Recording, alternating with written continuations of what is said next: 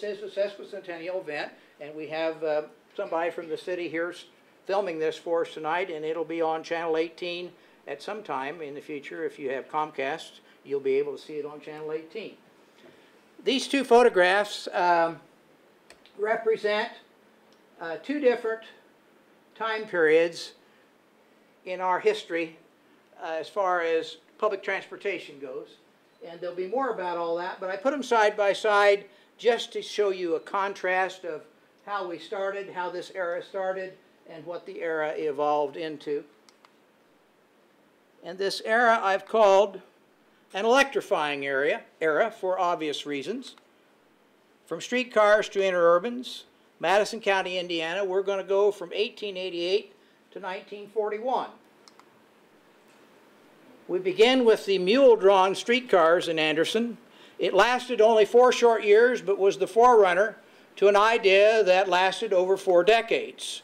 The idea began with Anderson's first mule-drawn city streetcars that eventually were electrified, and then were absorbed into the interurban system that was a way of life in central Indiana for over 40 years.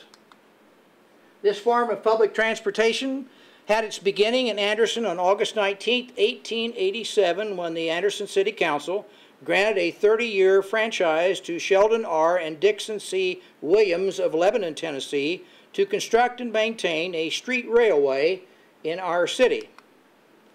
As with many new businesses in Anderson at that time, the discovery of natural gas beneath Anderson on March 31st, 1887 was the catalyst to bring people and new business here, and thus the need for some form of public transportation. Originally, it was designed to connect the Big 4 Railroad Depot on 15th Street, here the arrow pointing to it, and the Panhandle Railroad Depot on North Main Street, utilizing the most direct route, which was the intervening 10 blocks of Meridian Street. However, when the tracks were finally laid the following year, they turned east at 10th Street. This is 10th. They turned east at 10th Street, 1 block to Main, then north on Main to 9th Street, and then turned west, returning to Meridian, and then proceeded north to 5th and East Main. So in other words, what I've just said is the tracks came down Meridian Street to, you see this marked Barber? Well, that was the name of 10th Street at that time. They turned east 1 block to Main, went 1 block here to 9th Street, or you see it marked as Washington Street, and then they returned to Meridian for the trip on back.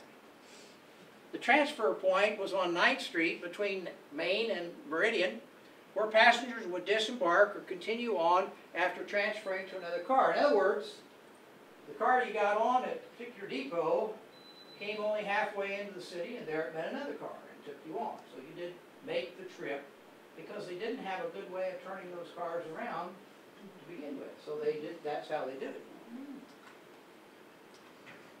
No record exists as to why the change from that original plan. But I would assume that the presence of the 3-story Perrette Hotel on the northwest corner of 10th and Main exercised some influence in the change of plans. And here you see the Perrette Hotel. So the cars came down Meridian, up 10th Street, and then turned and came back down 9th Street. And I think it was the presence of that hotel and the owners of that hotel that said to the street railway system, bring your cars by our hotel. And that wasn't for a sightseeing experience. The streetcars would have passed directly by the front and side entrances as the cars rounded that corner. It was an impressive establishment, complete with a large dining room at street level to attract visitors to the city arriving on either railroad. And that's the Perrette Hotel, was later named the Columbia Hotel. I can remember that. How many of you can remember that hotel at 10th and Main? Well, that's the one we're talking about. Still there? No. Work was completed on the morning of Thursday, September 6, 1888. The cars made their first run that evening, and it was cause for a great celebration in Anderson as people turned out in great numbers to see the cars go by. It was a special occasion for a good reason. Anderson was the first and only city in the gas belt to have street railway service. Adding an additional dignity to the initial run was the use of horses in place of mules. That's my statement. The initial run consisted of 2 cars, each seating approximately 20 people. No photographs have survived of that inaugural run that we know of, but our information tells us the cars were 16 to 18 feet long, enclosed with 4 large windows on each side. One photograph taken later does exist, and I'll show you that in just a moment. This is an early photograph, and I apologize for the quality of it. It's the best that I could make it with the technology that I have, but you can see the streetcar. Any idea what the fares was? Any idea what the fare was? I think a nickel.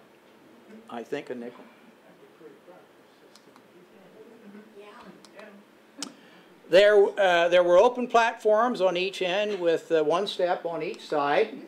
The front platform was wider than the rear, presumably to provide more room for the driver and to allow ample room for passengers to get on and off without interfering with the driver. 4 large spoke wheels were attached to the underframe. The Riverside Park Band, one account says it was the Park Place Cornet Band, was given the honor of riding in the first car on that initial run. If you're curious about Riverside Park, you're not curious. Tell us anyway. Curious. Riverside Park was on this side of the river, where 9th Street Bridge used to cross the river. There was a stairway that went down from the bridge to that flat land in there. And that flat land was Riverside Park. Wow. As the wheels began to turn, the band struck up an inspiring rendition of patriotic songs, much to the delight of the crowd lining Meridian Street, who congratulated themselves on the city's remarkable achievement. Driver of that first car was a man by the name of Robert Burke, whose uncle Newton Burke had furnished the horses. The second car was occupied by city officials, newspaper men, and other celebrities of the day. Even with the auspicious beginning, the mule-drawn streetcars were not well received once they began full-time operation. The opening of the Anderson Street Railway lines marked an epoch in the city's history for 2 reasons.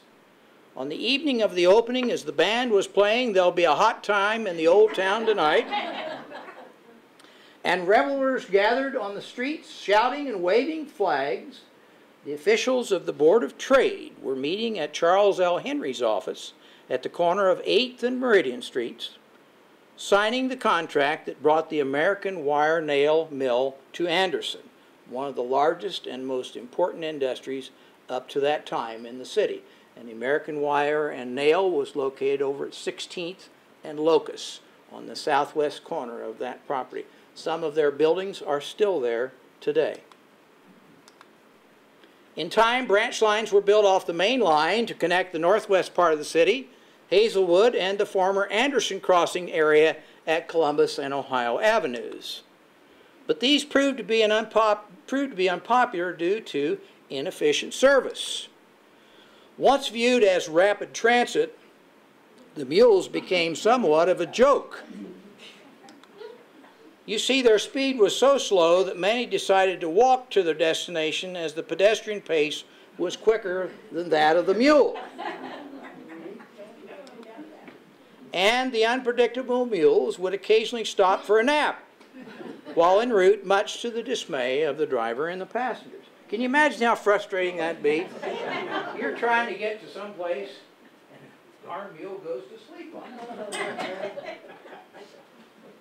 One advantage they did have was that the cars did not have to run on the rails. They could go anywhere they wanted to. So that was a distinct advantage. They could be taken off the tracks and run over a hard surface as long as it was sufficient to support the weight of the wheels and not tear up the street surface. But all of that went away in 1892. Now I've got two photographs in our collection that show the mule-drawn cars. This is one of them, and you can barely see in this photograph. This is Meridian between 9th and 8th. And the west side, the photographer is standing with his back to the courthouse. So you with me? And here comes a streetcar, and believe me, there's some mules there. You just got to take my word for it, folks. But I got a better one. I got a better. This is the best one I've got. This one is taken out here at this intersection. Wow. This intersection right here. This is Meridian Street. This is 11th Street, so we're looking north on Meridian. Everybody with me? Mm-hmm. And look at the people. Mm-hmm. Look at the people. I don't know what the occasion is. I don't know if this is the initial run, or it's just people were bored or wasn't anything good on TV that night. Watching Streetcars. I don't know. Maybe it was summer rerun season. Maybe that's what Is that rails there on the left? Yes. These are rails and these are rails. Yeah.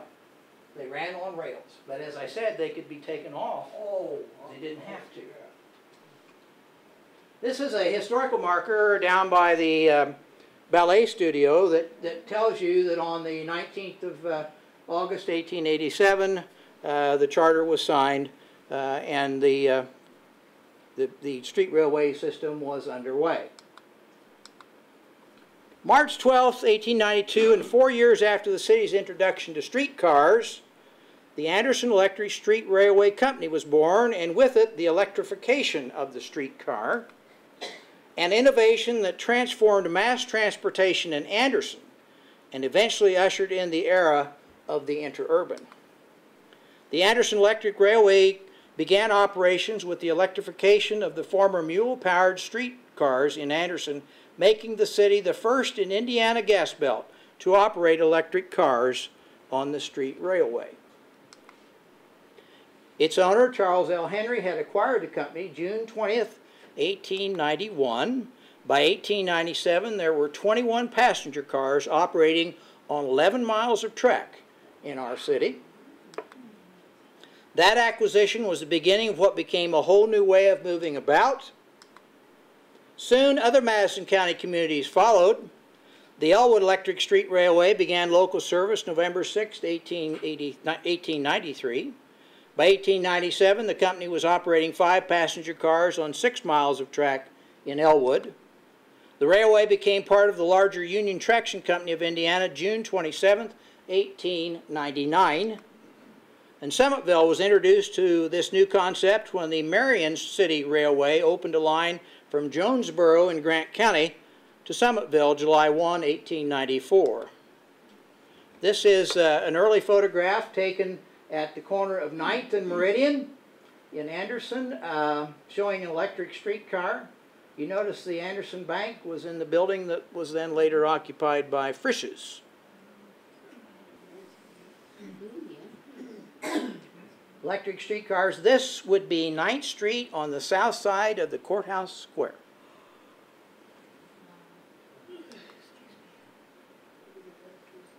And here they are rounding from 9th Street on to Meridian. This is 9th Street here, and this is Meridian heading north. This is the old Opera House in the background. Banner store to some of you.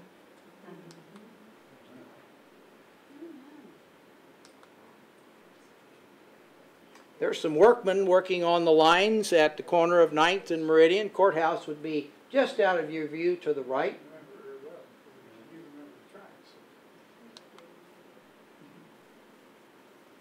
Summertime, open air cars.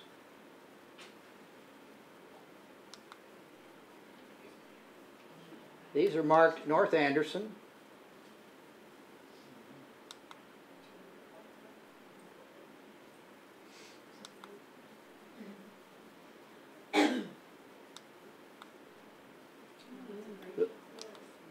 Back up. You recognize the intersection here, I'm sure. Look at how we're transitioning, folks. See the horse-drawn wagons?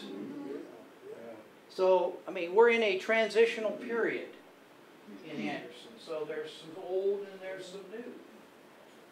That's what makes these photographs really priceless.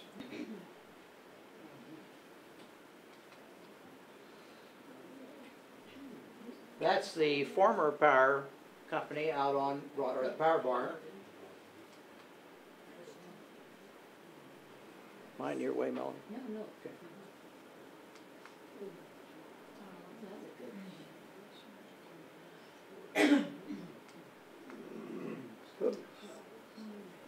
This is rounding, coming off of Main onto 9th Street, and this is the old Doxy Hotel. It's now I think you can drive up and go to the Key Bank at that location. And one of the really great photographs, to answer your question, check this one out. You think they were used? Yeah. Wow, why did you say that? Now, this is an unusual day. This day, the Anderson Railway System recorded 20,000 fares. More photos.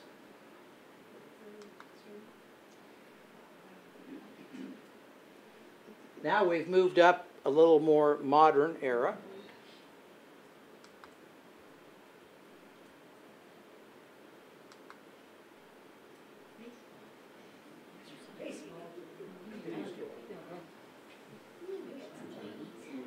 These are all Anderson shots.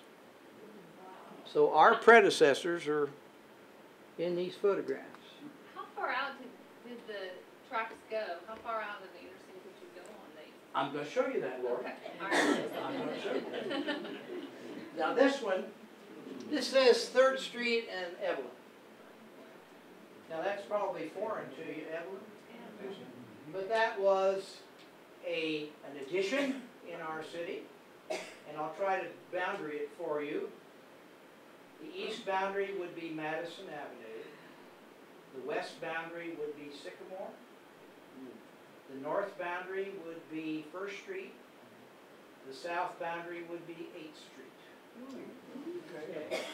And the streetcars ran on 3rd Street, and they would run out to Sycamore, where they would stop, move the boom, and come back downtown. This guy got all dressed up that day. Look at that top hat. This is at 23rd Street, South Park.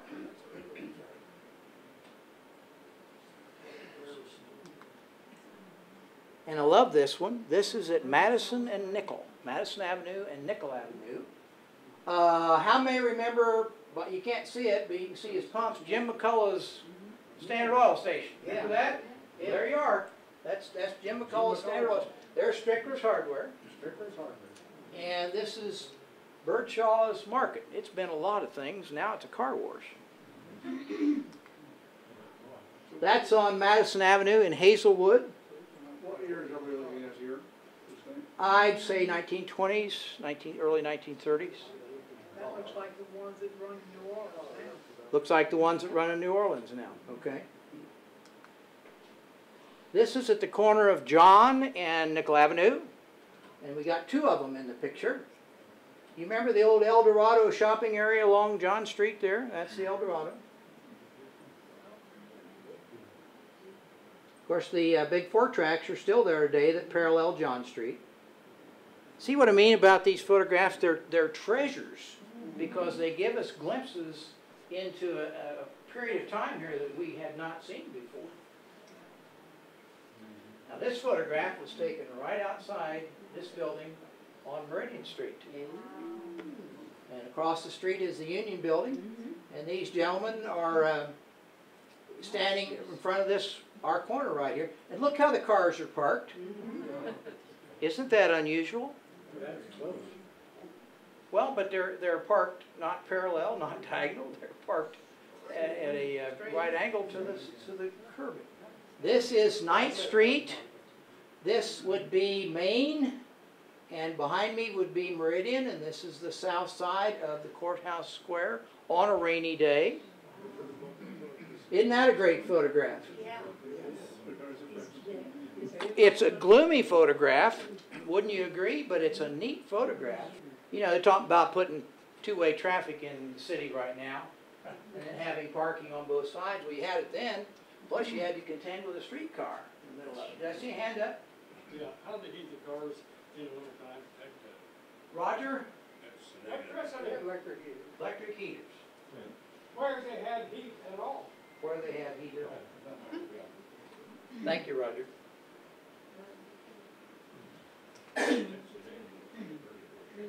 The last day of the electric streetcars in Anderson is this photograph, November 13th, 1937. So we had electric streetcars from 1892 to 1937.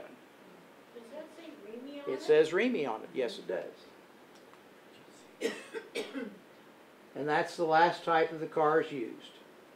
What was that date, November what? November 13th, 1937. Did the cars put them out of business and they just fell into this too? No, the Indiana Railroad Company initiated bus service. You remember the orange and green buses? Some of you may remember that we had years ago. That was the Indiana Railroad buses. And they could go anywhere, so put these people out of business.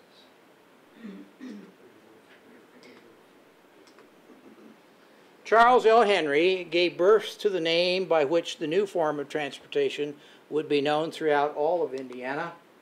Mr. Henry was a visitor to the 1893 Chicago World's Fair. It was there that he observed an intramural railway system used for the convenience of fair visitors in moving about the fair's attractions. 4 years later, that system gave birth to the use of the word interurban, the term commonly used to describe electric transportation. Charles L. Henry was quite an innovator in our city. How many of you remember when the YWCA was over on Jackson Street? The old YWCA? That was Mr. Henry's home. That was Mr. Henry's home. This picture right There it is right there. Beautiful place. This is a photograph of the 1893 Chicago World's Fair, and this is a photograph of that intramural railway system that they used at the World's Fair that Mr. Henry saw and said, hey, I think I could do something with that, and came back home, and the rest is history. His office was located at 9.5 West 9th Street in Anderson.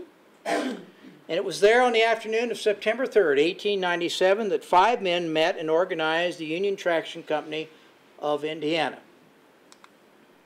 From that simple beginning, on the second floor of the Durbin-McCullough Block building came forth a transportation system network that would change the face of inner-city travel for years to come. And this arrow points to where his office was, there in the Durbin-McCullough Block on West 9th Street.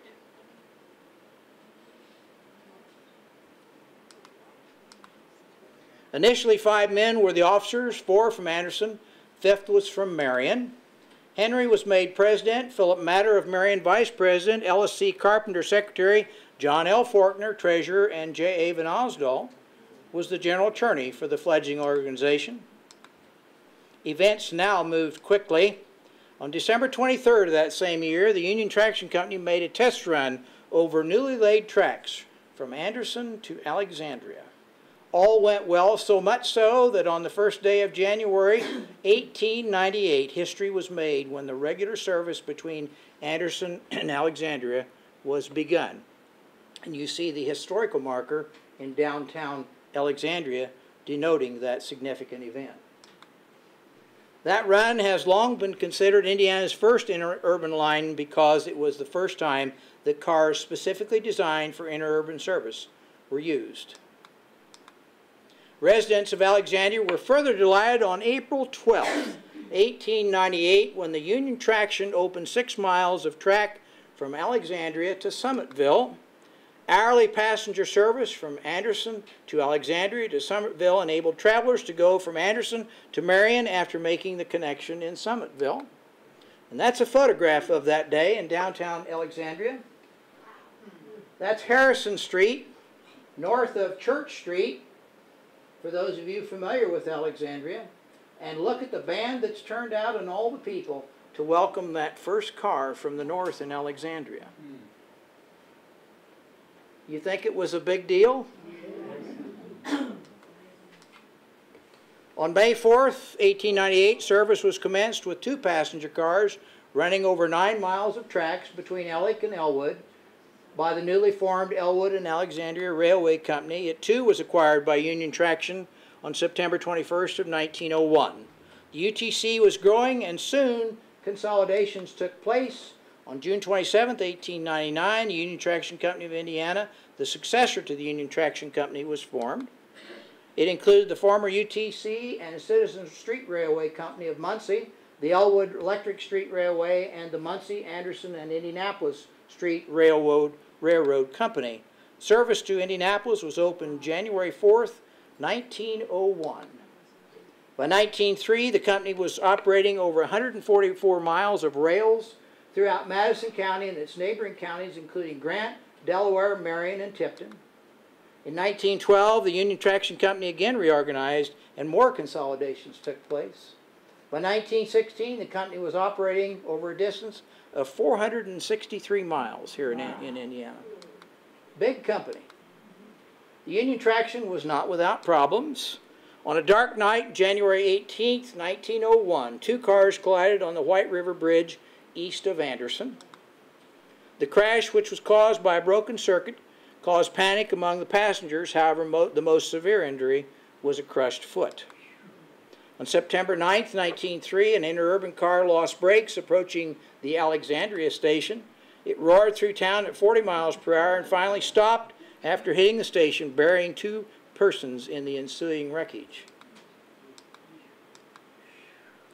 By all accounts, the worst disaster involving the Interurban in Madison County occurred February 2nd, 1924, when 2 cars traveling in opposite directions collided head-on at Alphont in southwestern Madison County and killed 21 people. That's Madison County's worst single disaster in terms of loss of life in our history.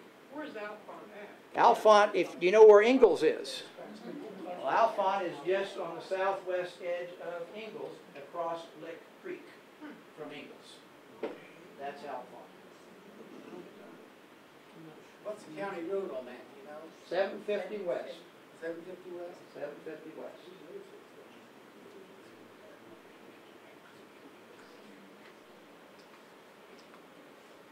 On the positive side, a 2,400-mile network covered Indiana in 1920. The terminal in Indianapolis recorded 280,000 cars carrying 7,200,000 passengers over the used that famous landmark in 1916. That's a lot of people passing through the Union Station. The system also carried a large amount of light freight. Without a doubt, the social and economic impact of the interurban system over in Indiana and its citizens was substantial. This shows you the dates of inauguration, service, and abandonment shown for the major lines in Indiana. And you can see they ran all the way from Jeffersonville on the Ohio River to Chicago. Wow. This is a map of Anderson. I won't try to explain it, but I'll show you some other stuff here later on, but it shows you where the traction company ran in Anderson. There is so much more that can be told about this intriguing period of electric railroads in Madison County and throughout Indiana. History records there were 192 electric railroad companies operating in Indiana at various times from beginning to end. Suffice it to say, the Union Traction Company headquartered in Anderson was a major player. Here is a wonderful collection of photographs featuring scenes of that era. This is one of my favorites. I don't know where this was taken. Doesn't make any difference because it would look this way anywhere in the country.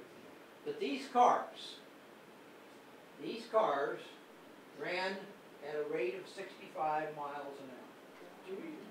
And if you were in a through car or a high-speed car that didn't make stops, only stopped, say, went from Indianapolis to Anderson, and didn't stop at all the places in between, those cars would run about 80. Now think, you're sitting there and you're watching these poles fly by. Open air cars? No, they were not open air cars. They weren't open air? No. You would have lost your hat. My hair too, probably. And your glasses. Yeah. Early construction. I love this one. You know where this is taken? Well, do you recognize this building? Been to the Christian Center? Yes. There you are. They're right out in front of the Christian Center on Main Street. Isn't that a neat photograph? Disrupt local traffic crossing it? I think, Well, it looks like they had maybe some boards down so that the cross traffic could cross. This is in Pendleton. They're laying track in Pendleton. I'm amused at this guy right here. He stepped out of the pool room. Here's the old Cook's Opera House in Pendleton. Where's the Opera House? Cook's Opera House in Pendleton.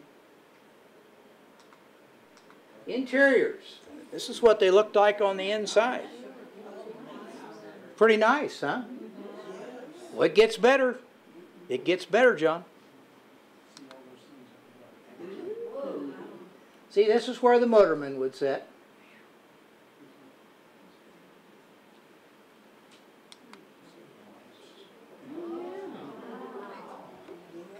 Kind of plush.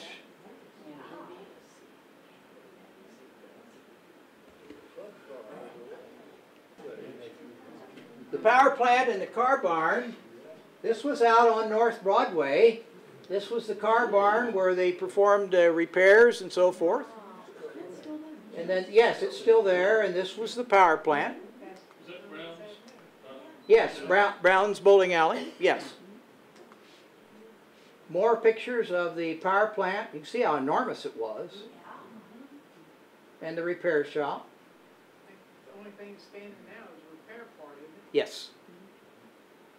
This is one of the spurs that came off of the Big Four Railroad that would bring coal over to power the power plant with.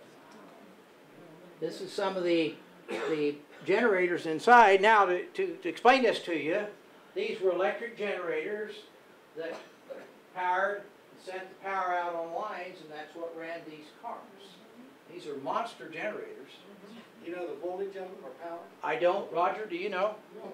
Okay. Some more pictures of the repair shop. Reverend, geez, you can't see. Come on up here. Put your chair over here. Hey, I'll see it somewhere. Okay. More pictures from the inside.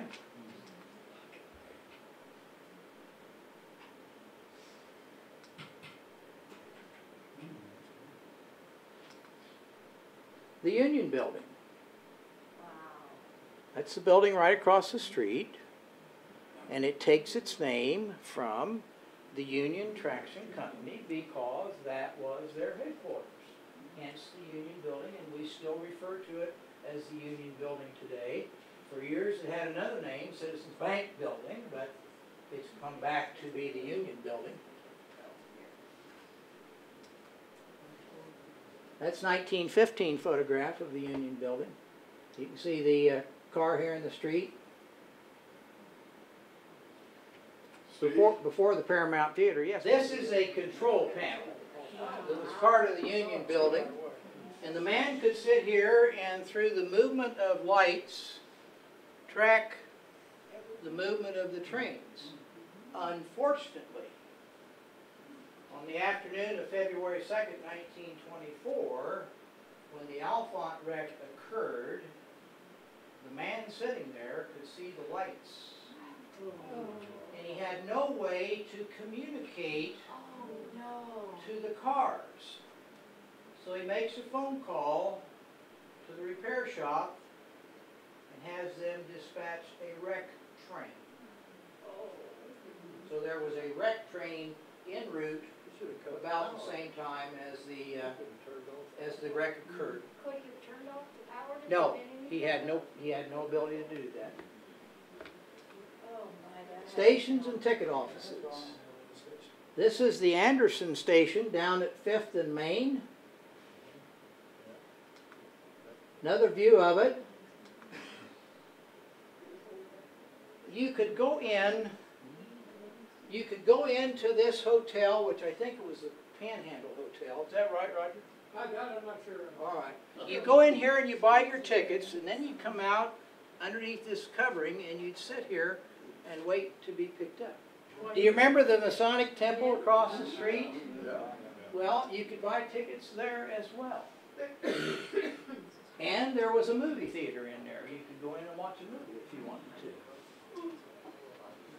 This is out on Hartman Road, one of the shelters that you could stand in. I don't think you could get a big crowd in there, but that was one of the shelters that were through the county, and they were stopping points. Must have been snowing. Still one of those in that one. Yes. Yes. Downtown Anderson. This is kind of a busy map, but what I'll try to show you is that the Interurban cars came here to this Y, and you could continue on out to the car barn, or go on to Marion, or you could go to Muncie. And it was called Anderson Crossing, I think was the name of it. This is a photograph we got not too long ago. We were really thrilled to get it because of the quality of the photograph. It's taken on Meridian Street between 9th and 8th Street. And we think maybe those are brand new cars, hence the reason for the photograph. They were proud of them. Well, I don't know if I talked about this one. This is at 5th and Main. 9th and Main on a snowy day.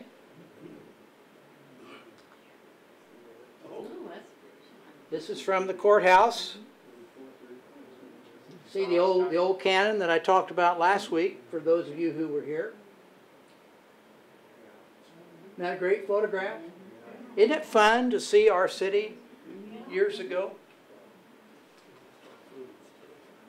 This is at the corner of 11th and Main. The car is turning off of Main onto 11th. This is the Belvedere Barber Shop for you fellas. Yeah. And that's the back of the Union. That's the back of the Union building. Yeah. Back of the Paramount Theater. And then we move up, and here's two cars on 11th Street. Okay. There you go. Hill Snappy Service.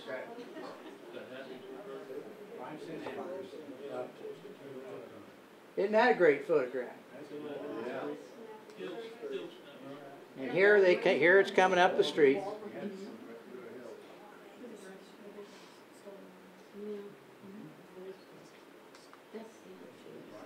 This is just at this intersection right down here at 11th and Jackson. Post office. Harry Harder Real Estate. Yeah. Kind of fun, isn't it, to see these old photographs? Yes. Now here's the split that I showed you on the map. You could go north to Marion or go east to Muncie. Well, here it is.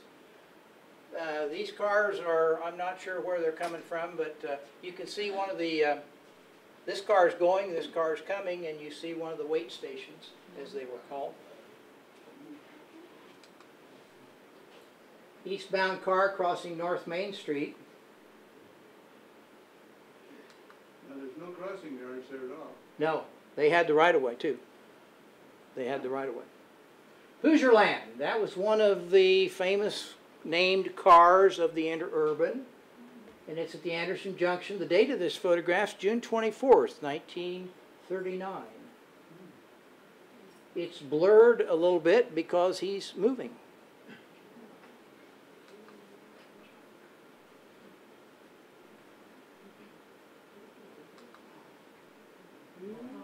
This is right out in front where you're sitting right now. Wow.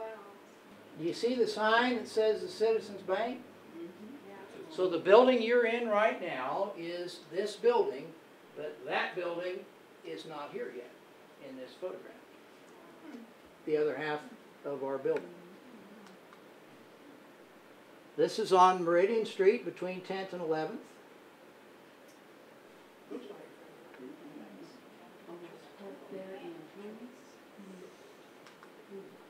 The west side of Anderson. The cars came out from town on Nickel Avenue to Arrow. And then they went south on Arrow to this little dogleg, and then they were off to Indianapolis. Here's a car on the 1300 block of Nickel Avenue coming from Indianapolis to Anderson. And here's the interurban car at the Arrow Avenue crossing of the Central Indiana Railway, headed towards Indianapolis. This happens to be the Hoosier Land. This is at Arrow Avenue just north of 16th Street. They took up a lot of space.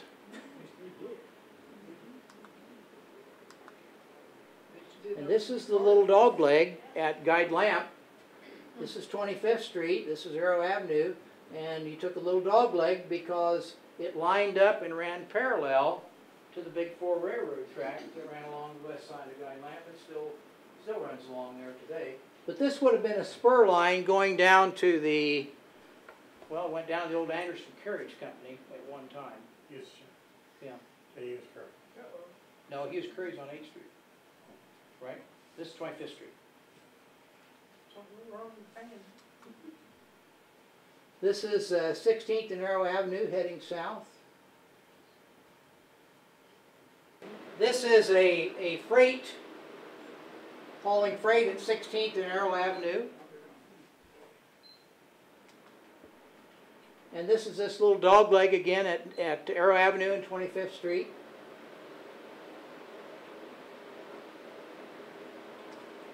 Here we got a car turning south on Arrow Avenue from Nickel Avenue. And then the photographer walked around to the other corner and he took this picture. Did you notice the bus in the previous one? Yes. Yeah, there comes the bus service. I know John Carter will remember this, but I don't know the rest of it. How many remember the squirt factory at Nickel and Arrow Avenue? Dick does. George? Yeah. Squirt factory. Made squirt beverage. To drink, work? Oh. You can walk along and look in those windows and see that little green bottles going by and he puts some squirt. This is one of my really favorite photographs because it shows a scene you won't see today. This is Nickel Avenue and Madison Avenue. You'll recognize Scampi's. Anybody ever eat at the, remember they had Baker's Tavern up there? There it is. There's Baker's Tavern. This is on 11th Street, coming from town at Lincoln, North Anderson. This shows you the traction line in North Anderson. It utilized what was called Meridian Avenue. We know it as Broadway. Meridian Avenue. And here is the one gentleman, this gentleman right here, told you that there was a turnaround. And there it is, at School Street. Or then it was called First Street. And another moving south, you see the traction company power plant and its barn. And for those of you who really like Anderson history, this is the mill race It came off of Killbuck Creek and operated the Killbuck Mill, which I'll show you here in just a moment. I got a fantastic photograph of the Killbuck Mill. You can't wait, I can tell. Steve, Yes. In that picture, in the back of the barn, the Interurban barn, I want to say that Tom.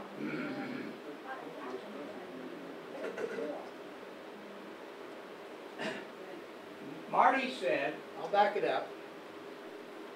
Marty said that in back of the power or the traction barn, there was a pond, and it was heated. Well, it wasn't a pond. We're talking about the old pothole, and it was right here, right there. And what they did, they diverted water from the Killbuck Creek over to the power plant, and that water cooled the equipment, and then it came back into the creek. Well, when it came back into the creek, it was hot. It was hot because steam rolled off of it, but it was also discolored from the minerals that it had picked up in its travels into the plant and back out. So much so, the children used to swim there, and when they went home, they were yellow. They were yellow. And so mothers, ladies, you'll love this, mothers used to tell their children, don't you swim over there or you're going to get jaundice. You could swim there, and they did on New Year's Day. Wow. This is Broadway looking south at the Big Four crossing in North Anderson. And here comes the loop that we were talking about earlier, where you come up. This is School Street, and it would go up and loop around and come back.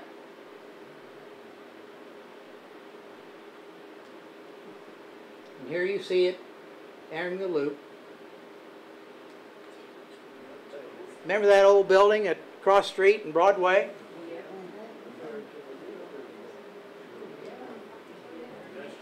That's along Shady Side Park. You know the wall, the retaining wall in Shady Side Park today?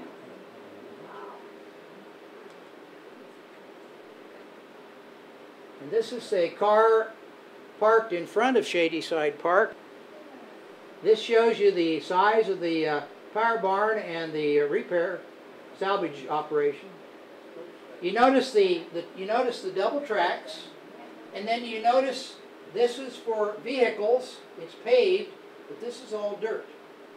Right down the middle of Broadway. Here is that northwest corner of the Northwest Anderson Loop, North Anderson Loop.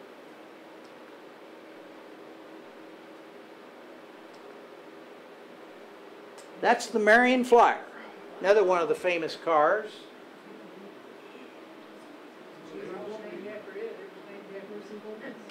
Look at the contrast. See the contrast? Yeah. It's got a cattle bar on it too. It does. When the Alexandria Opera House burned, that car was coming through Alexandria. And the firemen in Alexandria were worried that the Opera House the wall would fall. So they commandeered the Marion Flyer, and they hooked a rope on it and hooked it to the building and tried to pull it down, but the rope broke. Park Place. The Interurban ran through Park Place on its way to Muncie. And this is the College Avenue crossing, looking east, looking south.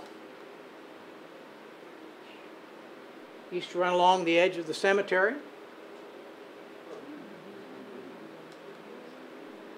That's a neat shot.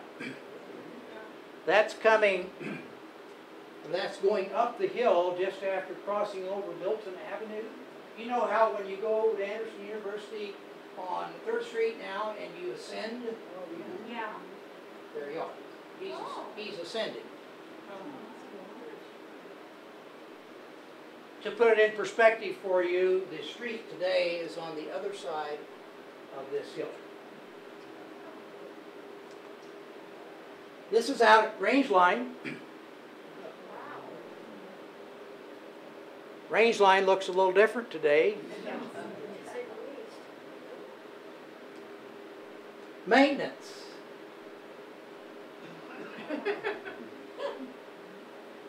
They got a lot of wire there. Don't know where that picture's taken, but you know, I suspect that that's Newcastle. See the roller brush? He's sweeping the tracks.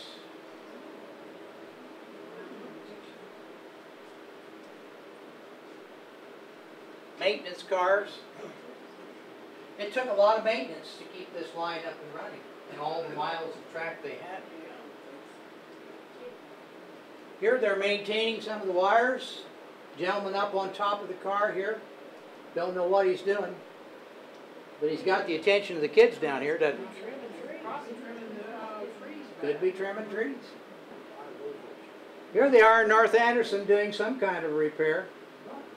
But you can see the ongoing maintenance that had to take place for this. Excursions. Found a couple of neat photographs.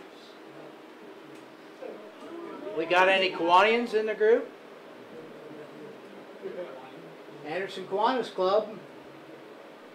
I'm not sure where they're going, but I'll bet it's a baseball game or a college football game. I don't know how well you can see this, but this says Indians on to the state. So this is either the 35 team or the 37 team going to Indianapolis. And I got a better picture. There it is. That's for your benefit, Bill. Thank you. You're welcome. But Muncie did that 8 times. Yes, they did. I knew he was going to. See, like I say, I got a cadre of experts. Advertising. Wow. Travel 70 miles an hour in the new high-speed electric Indiana Railroad system. That's right here in Anderson. Painting on the side of the old Panhandle Hotel. Roger, there you go. Starland Theater, which was just right down the street here, half a block. They advertised. What's that say? High Hatter's Review. Makes you want to go, doesn't it? Paramount Theater.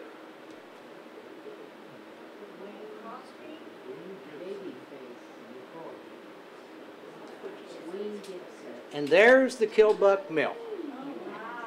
There's the Killbuck Mill. The traction company bought that mill long after it ceased operation, and they used it to store things in. I don't know what they stored there, but they did use it, and they used it as a billboard advertisement for the traction company. Still there? No, it's gone. Is that where they were saying that there could be a footbridge? Yes.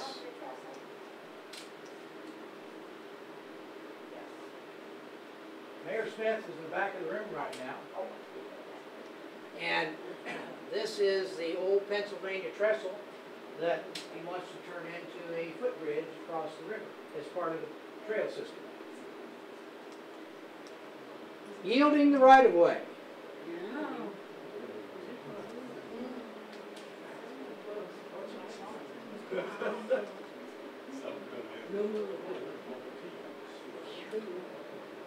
Around the county. Here's the station or depot at Orestes. And this is the Interurban coming in at Bubbling Springs. You all know where Bubbling Springs is. Where's Bubbling Springs? Well, Bubbling Springs is right out, you know where McClure's station is at 500 East and State Road 32? That area was called Bubbling Springs. Car going to Alexandria, Elwood, and Tipton. Here's the shelter at Mounds Park. This is in downtown Pendleton. Car en route to Indianapolis. That's downtown Pendleton. And then here's the car coming out of Pendleton from Indianapolis to Anderson, coming up the hill. You seen that one, Bob Ely? Okay. Isn't that a great one? That's a fantastic photograph. That's in front of the reformatory. You see the reformatory over here on your left. This is at 53rd Street and the Big Four crossing. So this is 53rd. Here's the Big Four crossing, and you can see how the Union traction paralleled the Big Four tracks. And yes, Bill, look at all of the utility poles. And the next photograph is taken just north of 38th Street, coming towards Anderson. Big Four tracks on your left. Bridges. White River at Jackson's Crossing.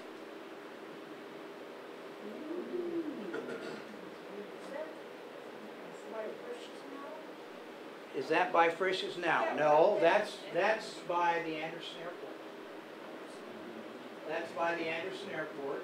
Is that Saracen still standing? No, No, it's not. no. This bridge was built in, I think, 1899 or maybe 1900 in that time.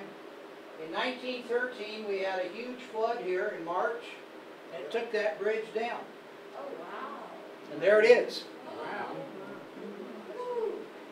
There it is. Where's the Anderson Airport? The Anderson Airport is right here. This is the Anderson Airport in this field. Is that the one that's still up there as you have to go down? Oh, jeez. Just west of Chesterfield. Okay, yeah.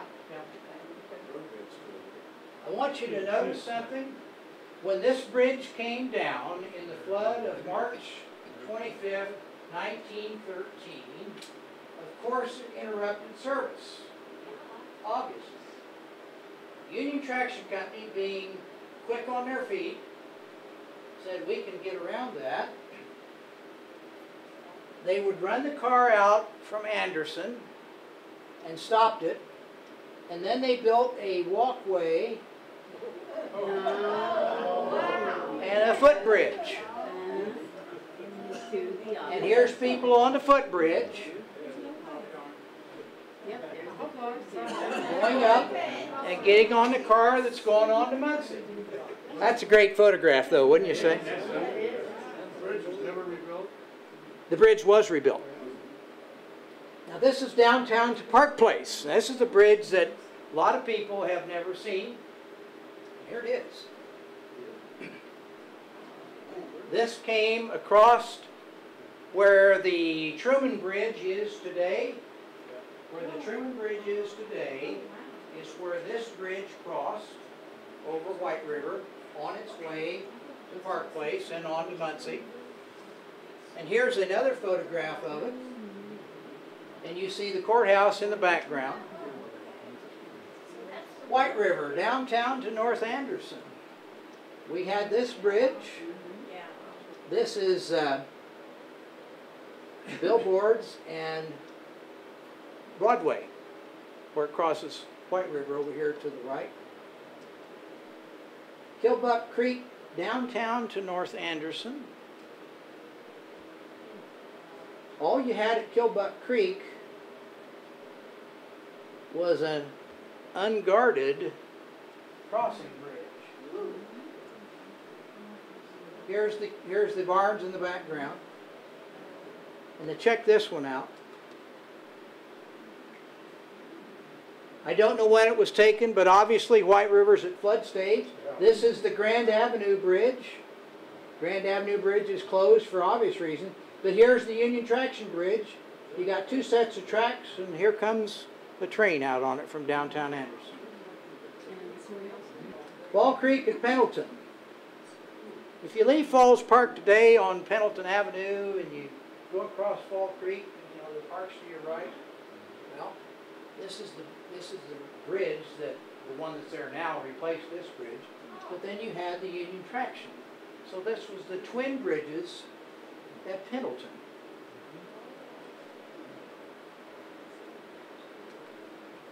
You know the abutments that go off from Fall Creek, where we used to have swimming areas, those abutments on the other side of where the dam was that part of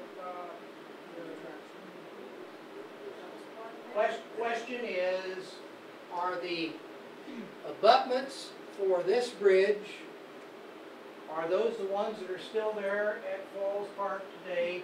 And the answer is yes, and I'll show them to you here in just a moment.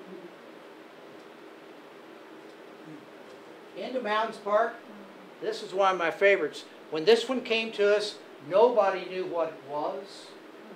Nobody knew what it was, and the lady put it down on my desk. She said, "You may have it if you know what it is. I don't want it anymore." After I got my chin up off of my desk, I told her it was. That's the trestle that took the city streetcars into Mountains Park. And the story goes that you could get on the car in downtown Anderson, pay your fare, and ride out to the park. And it was a nickel. Now these were open air cars, no sides on them, had a running board. You had a motorman up front, and you had a conductor with a change purse. Once in a while, you'd get somebody that wouldn't pay their fare. So the conductor would step up to the motorman and he'd say, "Just stop here on the trestle."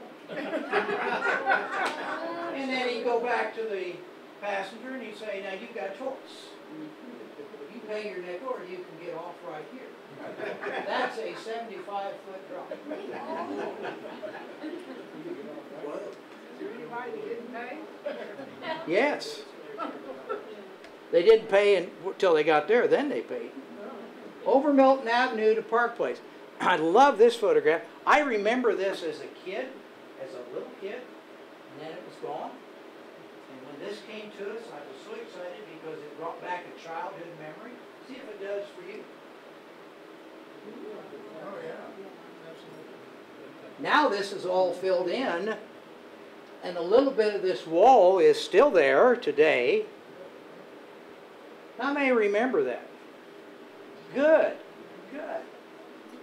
On January 18th, 1941, service to Anderson was discontinued. And this is a photograph taken that day, the last day of the freight operations. The car left Indianapolis for Anderson, Muncie, and this is leaving the terminal in Indianapolis. Returned to Anderson on January 19th. And there they were mothballed. This is the line from Marion north of North Anderson. You can see all the rails have pulled up, but you can see the railroad ties. And this is the abandoned Marion line at Hartman Road. Where that is would be, you know, where when you come out of where Kmart is, and you drive by Marsh, and you come up to Hartman Road, and Burger King's on your left. This is the tracks being torn up along Guide Lamp.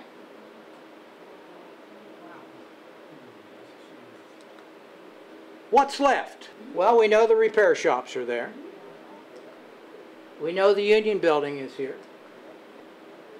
In Beulah Park is one of these weight stations.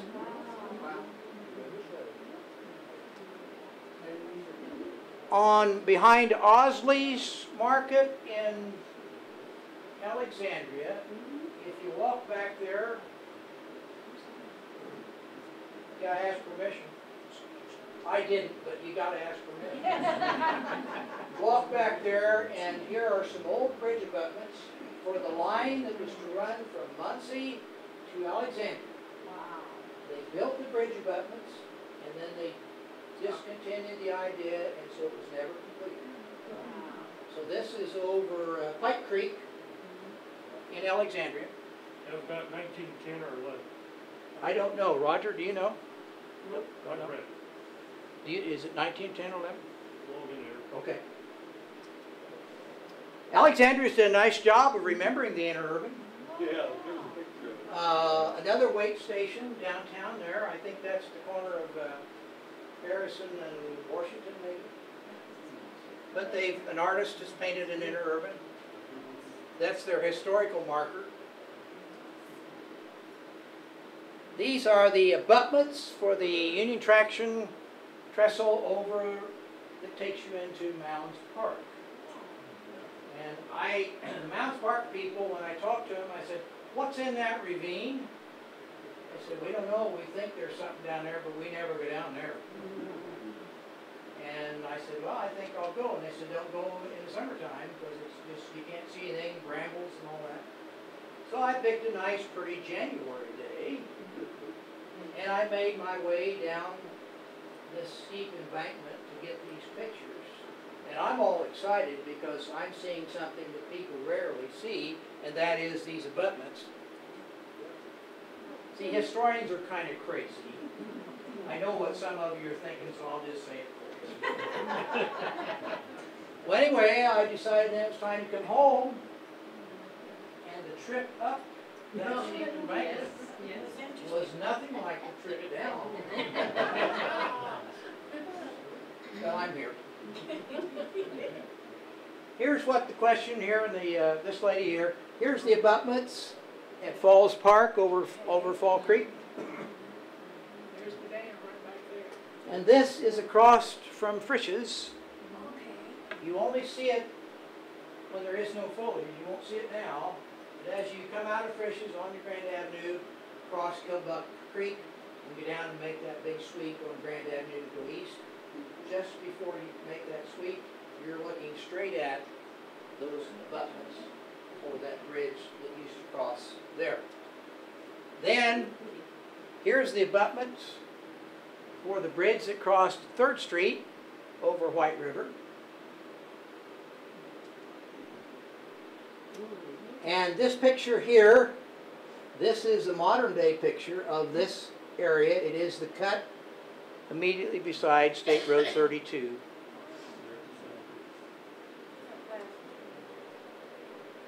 The UTC logo on the traction car building. And there's some more women for my friend in the green shirt.